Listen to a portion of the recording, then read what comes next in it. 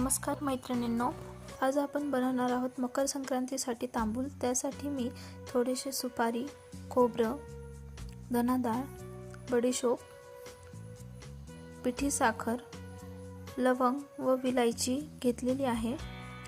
इथे आपण सगळ्या पानांची देठ काढून घेणार आहोत। त्यानंतर त्या पानांचे थोडे थोडे तुकडे करून मिक्सर मधून काढून घ्यायचे। 10 ते 15 पानांसाठी मिक्सर मधून पानं काढून घेत असताना त्यामध्ये आपण 2 चमचे बडीशोप,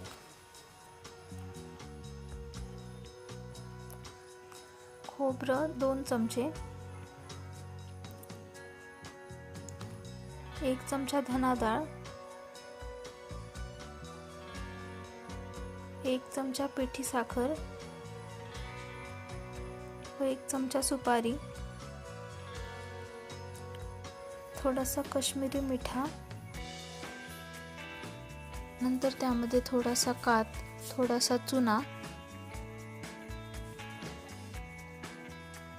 3 ते 4 विलायची व 2 ते 3 लवंग टाकून हे सगळं मिक्सर मधून काढून घेऊयात।